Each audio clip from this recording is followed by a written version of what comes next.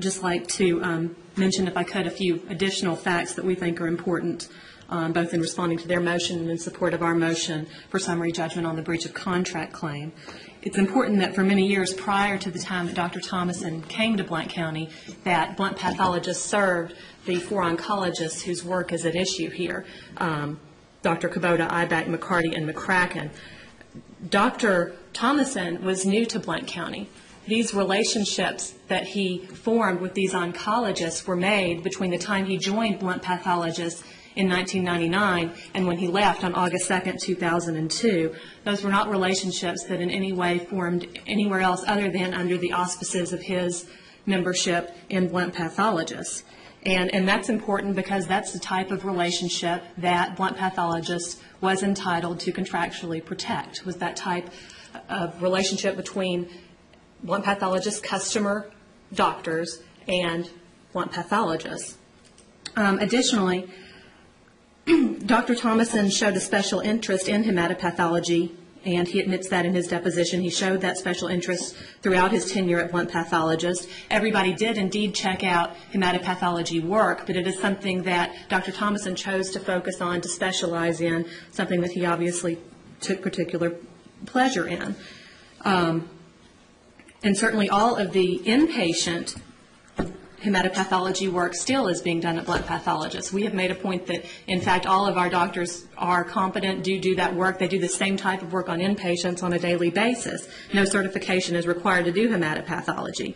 However, when Dr. Thomason was there during that 3-year period, he was, and according to his testimony, the person at Blount Pathologists most interested in this hematopathology type work.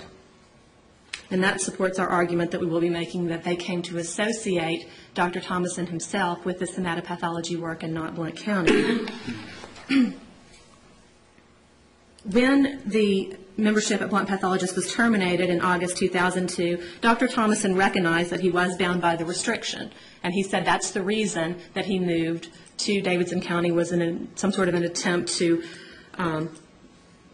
address the issues presented in the restricted covenant. We submit, obviously, that he didn't do so very successfully, but that's the reason that he moved to Davidson County, according to him. He did maintain his home in Blount County that he did visit at least weekly.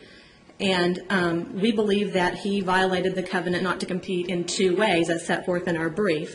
First involves the hematopathology work from the Blount County oncologists, the 4 doctors that he was first introduced to and worked with at Blount Pathologists.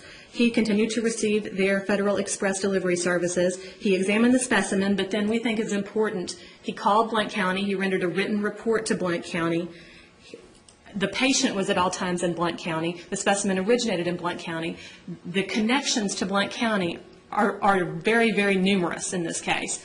Everything except for where his microscope is, basically, is in Blount County. So for that reason, we submit that it's very different than a situation presented such as in the Murfreesboro versus Udom case, where you're dealing with a GP. A GP, the person comes to the office, everything is done there on site. The person is examined there, whatever tests are done there. All of those things are done there. And the connections with the forbidden area where the patient originates just simply aren't there in order to violate a covenant not to compete.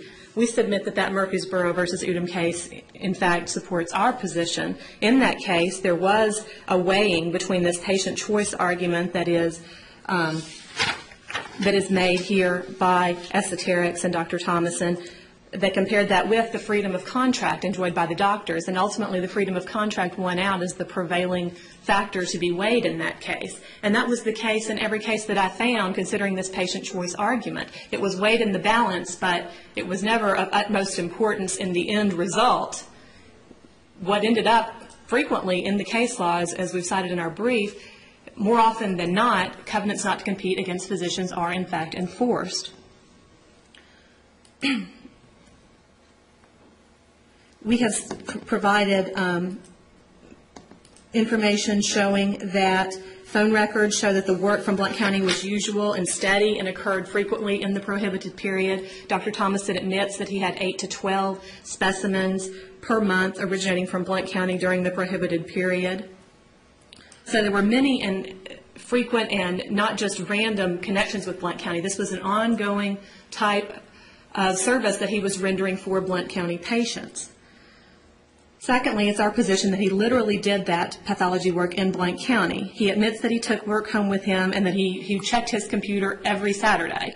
Now, he had a computer in Blount County at his home. Like many computers now, it can be linked to his office computer, and it was through some software that he called eWare, where you could basically tap onto your computer at home and access your work files. And he states that he did that every Saturday to see what was coming in on Monday at a minimum when he was at home in Blount County. He had the microscope at home. He had a computer. And we have submitted through the affidavit testimony of Dr. Gillum that that's all you need in order to do this type of work is the microscope and the computer. So he had everything he needed at his home to do this work, and he in fact did this work. And I'm not certain about the statement that we agreed that the damages are limited to the patients in Blount County. Certainly that is not the case. There was an issue about that with Dr. Potter in his deposition, but that's certainly not the case that Blount Pathologist takes, that in order for that to be practicing pathology within Blount County, that the patient had to be in Blount County. He was practicing pathology in Blount County in every way possible when he was sitting at home doing that work. He was looking at the microscope. He was doing the pathology work there at home. He was doing pathology work in Blount County, in the confines of Blount County, without a question.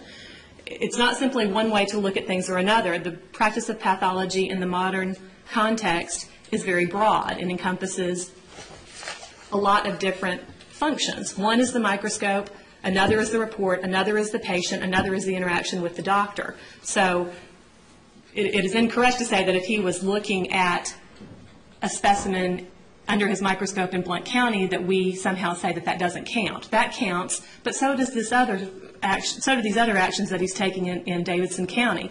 If you look at the broad modern definition of pathology that we have put forth as testified to by Dr. Gillum and Dr. Potter, and those are the two definitions of pathology that are in the record at this point. They're both obviously experts in that area.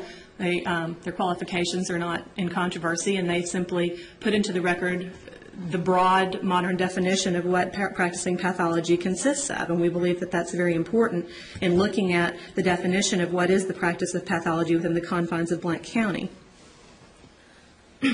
We've also put into the record the issue of damages. There are statements from Blount pathologists that they have lost this hematopathology work.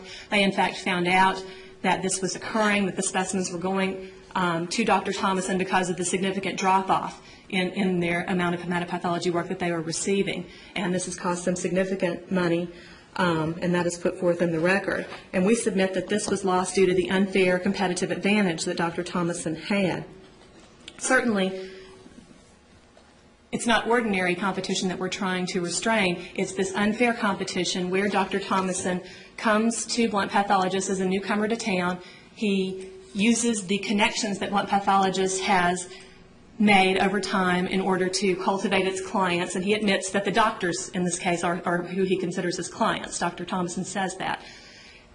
He got those clients of Blount Pathology, the existing clients. He cultivated this relationship, and then when he left, he took those relationships with him, and that's just the type of special relationship that can be restrained through an appropriate covenant not to compete. That's over and above ordinary competition, and cases have recognized that that is a valid and enforceable interest that an employer can look to. So we submit that this covenant should be enforced. There is consideration supporting it. There is a threatened danger to the employer in absence of an agreement. The danger being exactly what happened here, that when someone leaves, they can improperly use their relationships during their time employed by Blount Pathologists to take business away from Blount Pathologists. 3, the economic hardship imposed by the employee would be limited. Here, Dr. Thomason has said that this work comprises only 5% of his total work at Esoterics. And 4, whether the covenant is inimical to the public interest. And those are the 4 criteria for enforcing a covenant not to compete as found in the All Right Auto case at 409 Southwest 2nd, 361. So we believe we've met all 3 of those criteria, and really the public interest question is the only place I think that we have the most discussion about that with them. I'd like to address the issue about the flow cytometry. There is an affidavit that was filed dated February 14, 2004 by Dr. Gillum addressing further the issue of flow cytometry and the types of services that are available at